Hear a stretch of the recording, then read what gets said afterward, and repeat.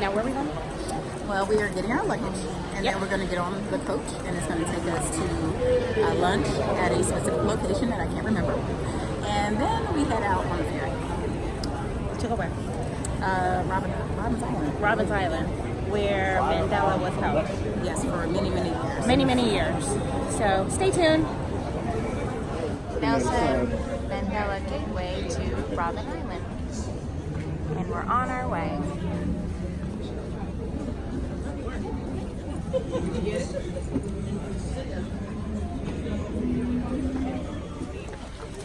We're going to jail. We're officially starting the prison tour.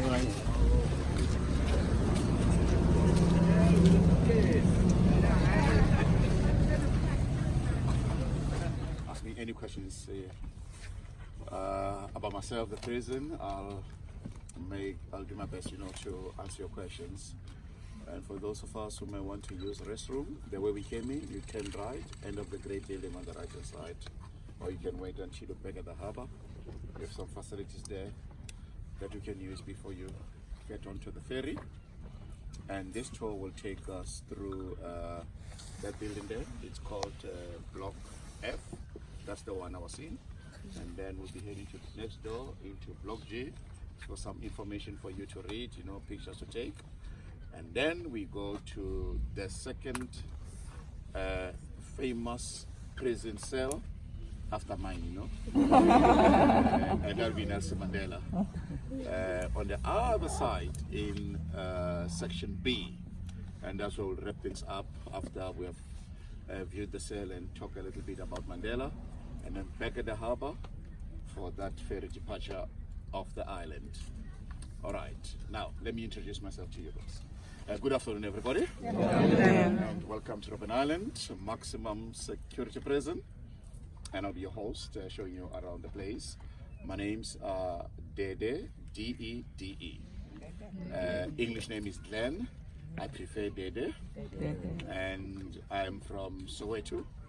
Soweto is southwest of Johannesburg, a township that came about because of the forced removals of the people of Soweto, a suburb on the outskirts of Johannesburg, declared a white area in terms of the Group Areas Act that discriminated black folks in terms of certain residential areas.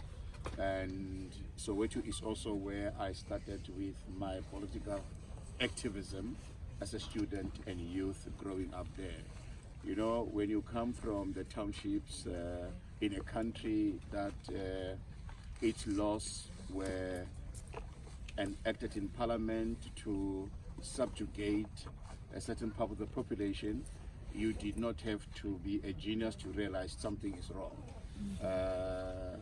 When facilities are inadequate, education is inferior, no sanitation, no tarred roads, schools are overfilled, 80 children to a teacher, and those are the issues that we're fighting in terms of local conditions. But it was also about human rights, it was about freedom, of course, social justice in South Africa. But for me, the catalyst will be June 16th, 1976. Remember that the Apartheid government would have, through Parliament in 1974, brought a bill that will eventually be signed into law and to be implemented in 76, saying Afrikaans, which for us was a language of oppression, will be a medium of instruction in our schools. Now you can imagine, I speak Setswana.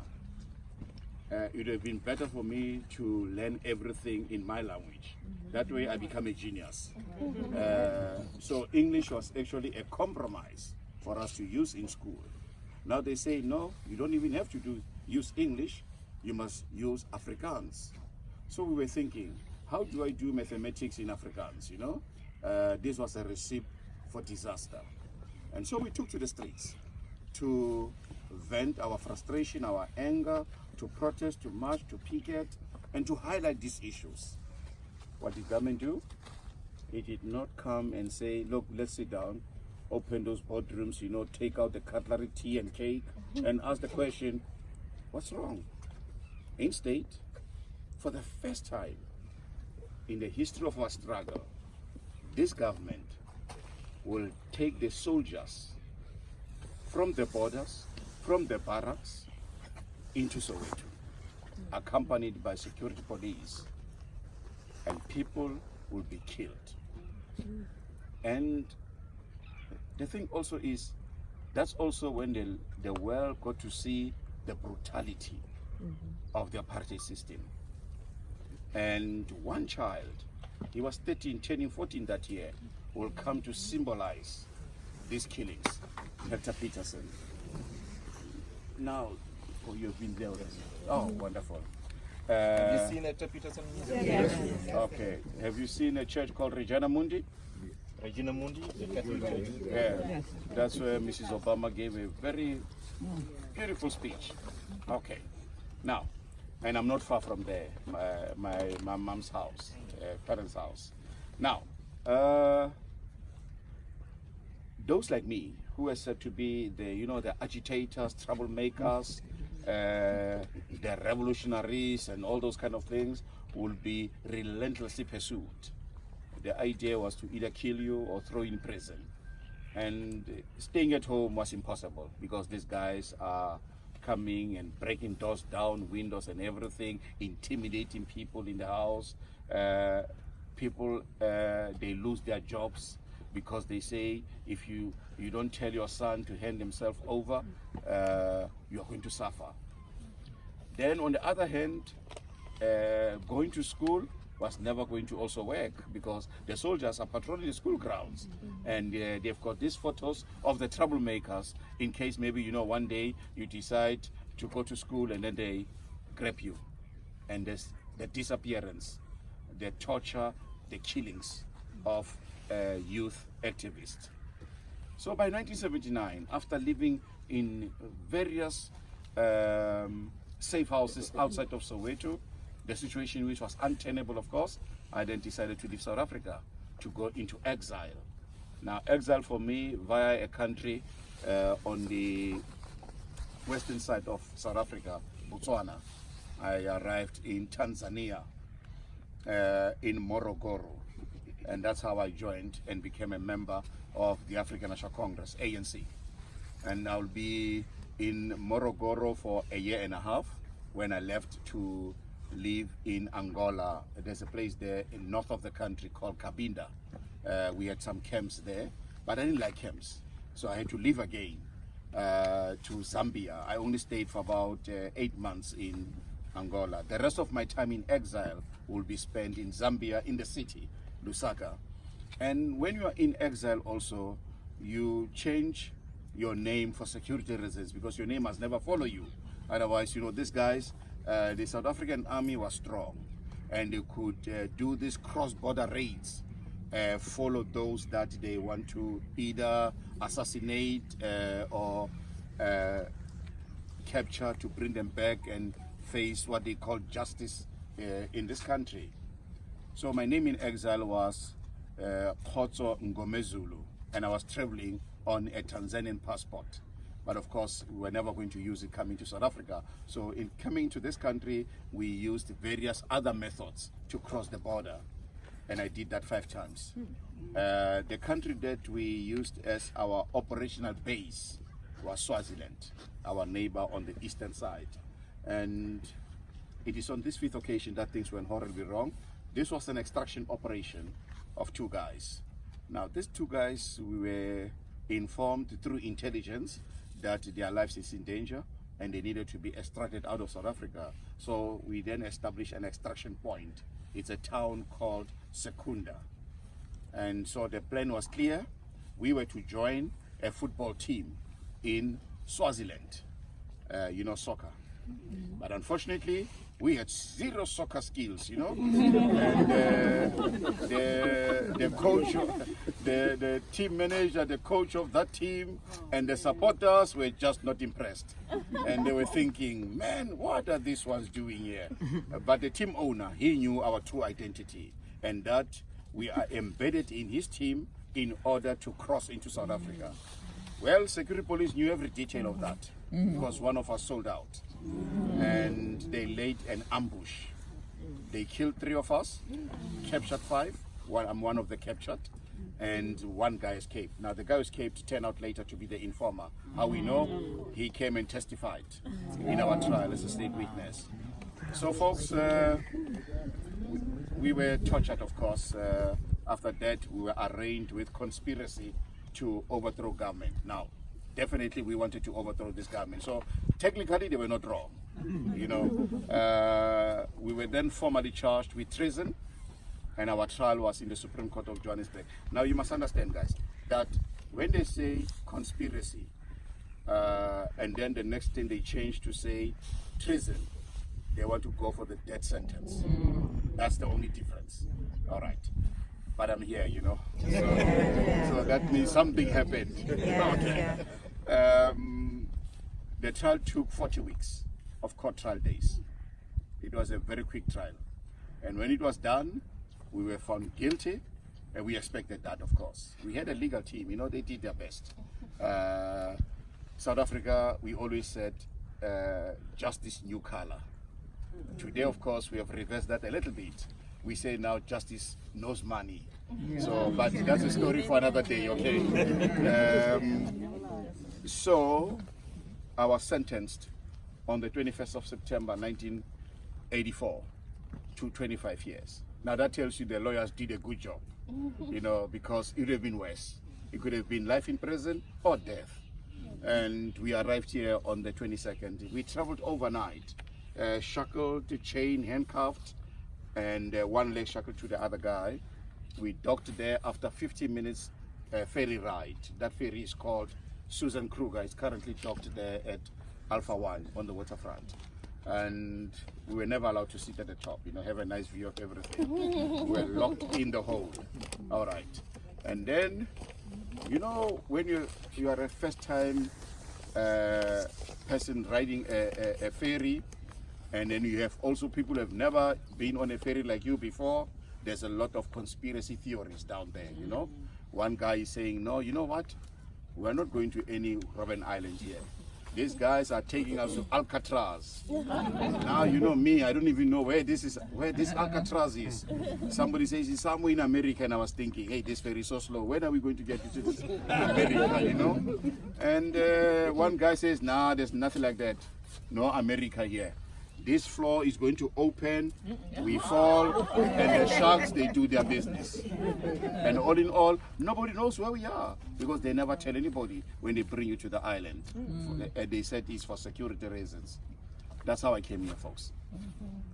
22nd September 1984, and I became prisoner 3884, 38/84, to be released here on the 20th of September 2009 at 12 midday. Well, you know Mr. Mandela. Mr. Mandela was a very sickly man. Tuberculosis, lung infections, he even underwent a cataract operation. So these guys were fearful that he might die on this island. So they quietly, in 1982, moved him off this island. Kept him in a prison in Cape Town called Posmo Prison for 7 years there. And it is at that prison Mandela will be diagnosed much later, 1985, with prostate cancer. And then he said, okay, now Mr. Mandela, we want to take you out of prison, but there are these little matters you need to agree with us on. And Mandela said, absolutely not. If you want me to walk out of here, everybody follows me unconditionally. So there's a guy called DeDe, I'm sure you have heard about him. The last white president. He was talking to Mandela, and they eventually agreed, meaning DeDe just gave in to Mandela. That, okay, everybody's going to be released unconditionally. That is political prisoners, not common law criminals. And our records will be expunged. And it's good that you are all from the States. You see, when they say your record is expunged, meaning it's sealed, nobody knows about it. When you press the computer, nothing. But we were still listed by the State Department until 2015.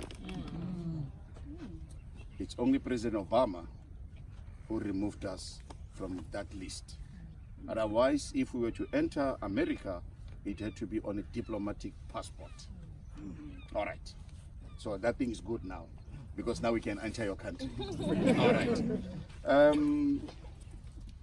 So the process of releasing us from this prison started on the 10th of June 1990 with 100 prisoners. It ended on the 9th of May 91 with the last 50 prisoners. And the prison was standing empty. As for me, I was part of 30 prisoners who were released on the 16th of April 91. So I spent like 7 years in the prison. And we were put on a ferry called Dias. And now we're sitting at the top now, looking at everything, and we're no longer shackled and chained. And then we headed to the waterfront. And we thought that, okay, since we've been looking at Robben, at Table Mountain from Robben Island for such a long time, you know, we might as well go and celebrate our freedom at the top of the mountain, looking at the island now. And 2 hours later, indeed, we were at the top of the mountain, looking at the island. And we definitely took a vow, we are never going to set our foot on this island ever again. I know I'm here, but you know, we thought we were absolutely clear about that. The reason I came back, folks, is simply Mr. Mandela asked us to come back here to be part of the prison narrative, and we gladly accepted that. And so I started my first prison tour in 2003. July 24. So this month, it's actually my 16th year of giving this prison tours. And I'm one of 10. Thank you. Thank you very much. I'm one of 10 former political prisoners who have been entrusted with the privilege. And that's what I'm going to do. Oh, by the way, I'm not a resident of the island. The last time I slept here, I was still a prisoner. So I make sure I get off this island and then come back here. And I'm here from Wednesday to Friday and alternate the weekends. You see, I'm still an activist. I've never stopped my political activism. So the other days I dedicate them to that. So after all these folks, before we go, maybe you have 1 or 2 questions and I want to show you around. Yes, ma'am. A prison officer, 2 of them. These are the Kleinhans brothers, Afrikaner. They took 2 prisoners northwest of the island. There's a stone quarry there. This stone quarry is called Bluestone Quarry. That's where the stone comes from. And when they got there, they made the common law criminals to dig 2 holes. Then they said they must go in there, but they realized that, you know, there's still the upper part of the body still can. So they gave them the space to dig further when only their heads could be seen. They made the criminals to close the hole. And then you see the head was like now a football there on the ground. And it was one of those days when the sun was blazing hot. And naturally, one of them was so thirsty that, and I'm going to say it in Afrikaans, then translate to English. Asseblief Bas, kan ek water kry? Please, boss, may I have some water? Then the officer said in Afrikaans, wat soek jy kaffer? What is it you want, keffer? And then the prisoner said, water asseblief, water please. And then this guy said, okay, do no, maak jou mond oop. Open your mouth. And then he opened his flyer, and then he took out his pennies, and he started to urinate. And then he said to him, now you drink, this translating is wasting my time. Now you drink, you said you want water. And he was closing his eyes and mouth, you see. Then the other brother to the other one who was now urinating, he went there and started to kick the head. He was kicking him until he had no choice but to open, swallow, and drink. Then when he finished, the one who was doing the kicking was now the one doing the urinating now. And the one who was urinating, he was now kicking the guy. He lost consciousness. He was dug out. He woke up 4 days later at the hospital on the main. It's called Somerset, with a patch on his left eye. till today, that left eye is still patched. And he does not know whether it's Tuesday or Wednesday. He lost his mind. So that's one form. The other form, now I'm going to tell about me. This is now physical torture. Now, what happened is this. I apply for a visit for my grandmother to come and see me here. And it is approved. And my grandmother travels all the way from Soweto to this island. And in the meantime, I'm making sure that, my present clothes look very beautiful, and me also, I comb my hair, I don't want my grandmother to look at me and think I'm going to die tomorrow, so that she must not have a heart attack, those kind of things. And I'm going to make sure I've got a broad smile, for her. I'm practicing all these things in the cell. And then the first group is called. The second group is called, and the third group, my name is not called. The guys come back from the visit, and they say to me, why didn't you come out? Because your grandmother was sitting there crying. What they don't know is that the officer came in the cell and said, unfortunately, your visitor did not arrive. And on the other side, they told my grandmother, I am refusing to come down there. Now you can imagine. That's psychological torture. Tell them about the visit. So, How many times per year? a visit was once in 3 months, by the way, for 30 minutes. Non-contact partition, but last we had to use a speakerphone down there at the harbor. All right, and we had to use Afrikaans or English. No other language was permitted. If you have a question, please, you'll be the last one. We need to go. So the narrator on the bus talks about how the leaders work together and talk in mind. The folks that weren't leaders down in your cell block, you guys also have that same type of conversation and dialogue in order to express what you're going to do post being here? Naturally, yes. Look, they were never going to stop us from being political activists. And for us, talking about yesterday to prepare tomorrow, to prepare tomorrow, was critical. And we used this place to think about what type of South Africa we envisaged. And we also needed information for us to know the political developments out there, and that information will be smuggled into the prison. A new prisoner was the most loved person, until they are exhausted of all information and we wait for the next one.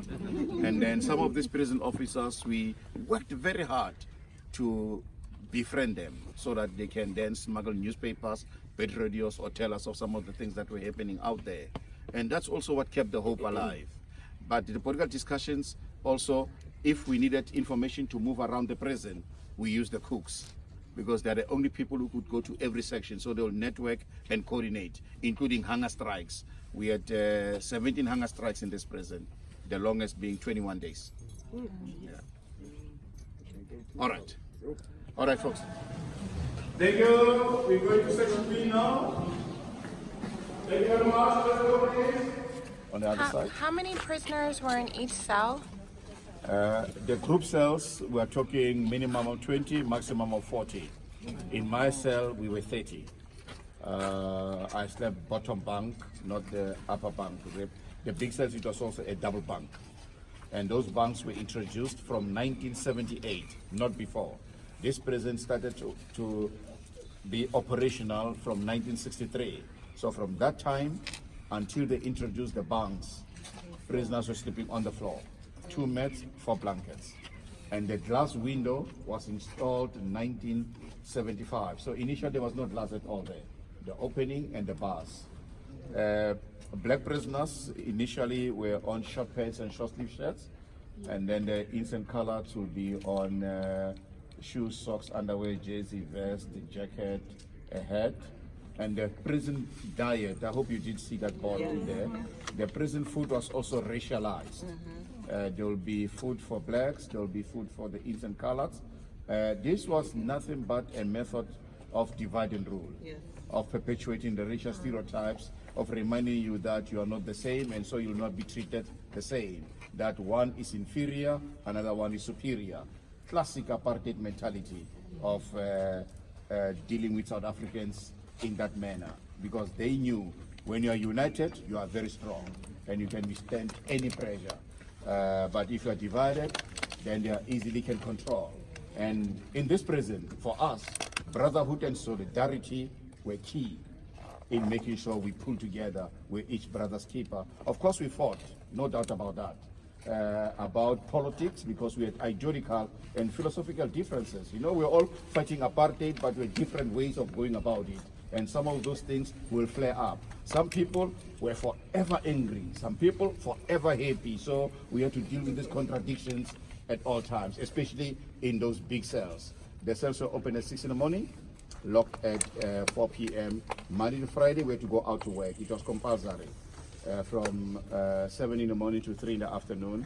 And then Saturday, we were given up to 4 hours of exercise.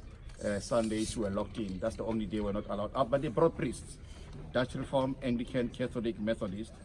But of course, not every prisoner was Christian, and not every Christian was a member of these churches, but they were never catered for. And they gave us also a Bible. Whether you want it or not is yours, you know. The Bibles were in Afrikaans. And Mr. Mandela, let's look at Mandela this way. He's arrested once, but he's charged twice. He's found guilty twice, sentenced twice, and he serves time in 4 prisons. And all this time is between 1962 and 1990, when Mandela is physically in 4 prisons. What happened? 1960, the organizations, they decide that they are going to go on what they call the defiance campaign. One of the most hated symbols of apartheid was the passbook. So people said, we're going to destroy these things, we're going to ban them, we're going to hand ourselves to authority, the nearest police station, we swell them, we flood these things, and that way we render the country ungovernable. Well, authority decided that they are going to shoot these people. And on the 21st of March 1960, in Sharpeville, 69 will be shot and killed, majority at the back, because they were running away from this firing squad. And over 80 will be maimed for life. And that day will forever be known as the Sharpeville Massacre. What was the government's response? Ban and outlaw political activity, organizations, and they will go underground. And that is for the first time. Remember, all this time, this struggle has been passive resistance. It's been petition and pleading and peaceful. Now the organization, they take up armed struggle and they form military armed wings. And one of those is formed in 1961 by Nelson Mandela and his colleagues. And Mandela will also leave South Africa to go and receive military training in Algeria, Ethiopia, comes back in 1962, travels around South Africa using aliases and disguises, but they arrest him. 5th August 1962 in Howick, Natal. Bring him to Johannesburg and charge Mandela with inciting people to strike, leaving the country without valid documents. Now, since he was a lawyer by profession and training and practice, he decides to represent himself in court, and he loses the case. On the 7th of November 62, Mandela is sentenced to 5 years for each count and taken to a prison in Johannesburg. It's called the Old Fort. That's where Winnie Mandela also spent some time there, 491 days. She even wrote a book about that. So, 9 months into that 5 years, a farm called Lilisley Farm is raided by security police. They arrest a number of men there. They seize documents, weapons, and explosives. But the most important document they'll discover there, it's called the M Plan, not Mandela Plan, the master plan. That will articulate how this act of sabotage will be carried out. Plotting, planning, and execution. Mandela was the author. And thus he became a primary suspect and joined those men who were arrested at the farm, and they are all charged with sabotage. And their trial takes place in Pretoria at the Palace of Justice. They are all found guilty, And on the 12th of June 1964, sentenced to life in prison. And this is the prison Mandela arrives to serve life in prison. Where he was So- already in prison.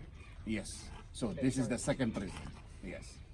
And when he arrives here, he becomes the 466th prisoner to be recorded in 1964. That's why the number 46664. And tuberculosis and lung infections, cataract and all those things is the reason he was had to leave to Cape Town. Portsmouth, 7 years there. Then from Portsmouth to the last prison called Victor Fesser, kept in a cottage house within the prison grounds for 18 months. Released from there 11 February 1990. 27 years, 3 months, 2 weeks in total between 62 and 1990. This is where Mandela played tennis, did a shot of boxing, and had a little garden there in the corner, growing some few tomatoes there, hiding his diaries. The diaries were smuggled out with the help of a prison officer by a guy called Mac Maharaj, whose 12-year prison time had come to an end. It is those documents Nelson Mandela, post-prison, sometime later, he'll reference to write his autobiography, Long Walk to Freedom. Nelson Mandela was always the first among equals, the most influential. His leadership cut across political affiliation, respected by both prisoners and prison officers. And he did his best also to fight for prisoners to have better conditions here in prison. And when he left, of course, he made sure that he grooms the next generation of leadership in this prison. So we were left in capable hands by some of the leaders who were also here during that time, because this was the leadership section. They wanted to be the most influential, the most dangerous, and senior in terms of organizational leadership. Any question? When we go inside there, that cell of Mandela will be the fourth one on the right. Now, this is the thing, folks. This is the only building that came with no toilet or shower for a period of 10 years, 63 to 73. So to substitute that, each man was given a bucket called a bali. You'll see that in Mandela cell. And this was to do, number one, number two, use it overnight and empty it in section C. 1974, at the back, they built and opened toilets and showers, and in that sense, prisoner dignity was restored. And of course, each cell, 2 by 3 meters square. Nelson Mandela, 194 centimeters tall, almost 2 meters. Now you make the math, when you see the cell, and you ask yourself, how did this man sleep, because he could not, stretch out these legs. He had to bend his legs all the time. And like in the big cells, they also started on the floor with no bunk. The bunks only were introduced for the first time, 1978, also in these cells. We're not coming back out here. When we go through there, there'll be another exit we're going to use, and I'm going to release us to head back to the harbor for the ferry. Whilst you're taking pictures, I'll be answering your questions inside there.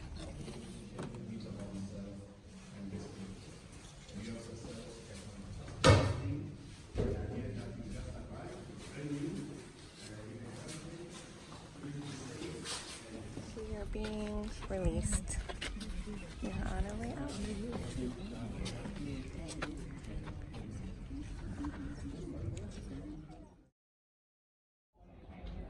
We stopped for lunch and we are at Chez Alina's restaurant.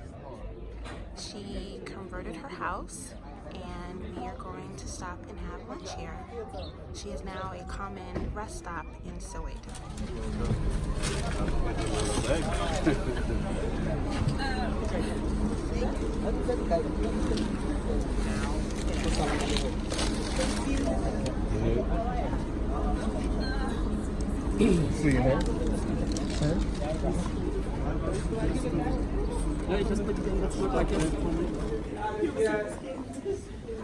So just think about using toilets, please use the restrooms here because we won't have it until the Apartheid Museum at about 3 o'clock. And we want to leave here 10 to 1. We got in here at 10 to 12. No? Yeah. Hey,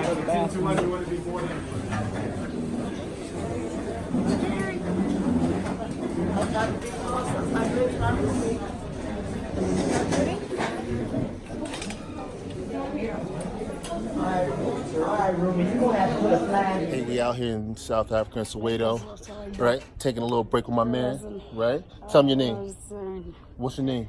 Kaba. Well, Kaba, see? Kaba. Yeah. He out here. He doing it hard. He representing for the block, holding it down. Yeah. It's my man. 50 grand. Thank you for come Soweto. Right. Peace. Welcome. Yeah. Boom. And today we are sampling Soweto Gold. Soweto Gold, only in Soweto. And how does it taste? Refreshing. That's so good. What did it taste like? It tastes good. Here's my plate. It looks amazing. Carrots, and squash, and fish, and spinach. About to go down. Look, Mommy, cocoa bread. Tell them what your name is. Okay, my name is Alina. Soweto. I was born and bred, and this is where I was raised. So I've been a tour guide for the last 30 years, a national guide. So I've seen a loophole, so I decided to open my home, my heart, a restaurant, not only for locals, but for our sisters and brothers coming abroad, to say this is another home for you. So this is the restaurant where I want everybody to experience the authentic experience, to have a meal in a homely prepared meal, so that it can remind you of back home. So I've started in 2006 on a very small scale. Being black, being a woman, you go to the bank, they can't help you. You can't get funding at all. They say you are not a good investment. So I worked and get all the money from zero. At least I think I'm paving my way to become a hero. And there were a lot of stumbling blocks. I use them as my stepping stones to be where I am. So your presence means a lot to us, and we really appreciate it. Thank you very much. Thank you so much for having us. Thank you. So people, I know normally you don't do the video and all that other stuff. We out here in Soweto, South Africa. You know how I always write in a lot of my signature blocks that freedom isn't free. This is a great opportunity for you to see what freedom really is and how freedom really isn't free. This is a spot that marks the peaceful movement of 15,000 school children who were being systematically oppressed in their education. Those school children were open fired on by police, killing many of them. This site, that rock, that area right here at this intersection marks where they were shot at and killed. There's a picture behind this fountain, which I'm going to try and zoom in on, which shows Mombasa carrying Hector Peterson after he was shot. He was a school-age kid around the age of my son Zion. But as you can see in the background, these markings, this bell, that hammer of justice shows that freedom isn't free. And many people honored and marched and gave their life for freedom and democracy in South Africa. We're entering Mandela's house. But I thought it was cool because you probably just sitting there with your feet up. I think so, yeah. We're entering Mandela's house.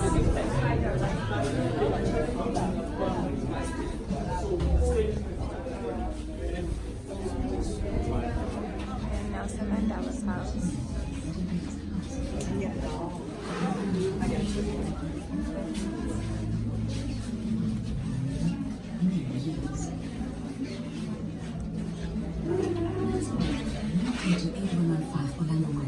His first wife, Nelson, and son Mandela in 1946. He is an excellent family to freedom, where he remembers where the house was hiding at the time. Early in 1946, everyone moved to 2 Western townships. Let's enter this room. You can come in.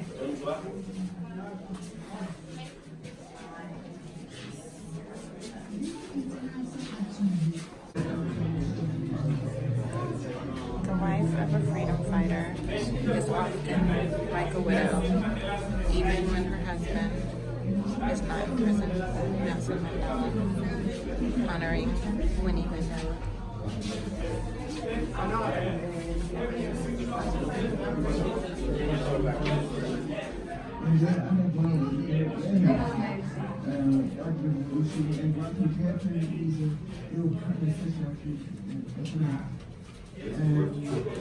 Yeah, it really was.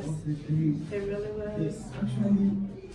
I was still about to teach for them, and then of course we were not around the house.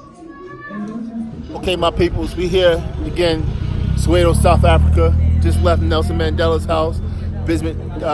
Desmond Tutu, Bishop Desmond Tutu's house is right over my left shoulder here.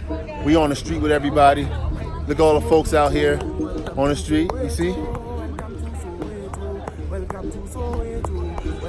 See? Look at that. Look at that. Look at that, my peoples. I can't flip the camera around so you can see everything, but this is what we got out here. Everything behind me, restaurants. They playing Drake in the background, as you can see.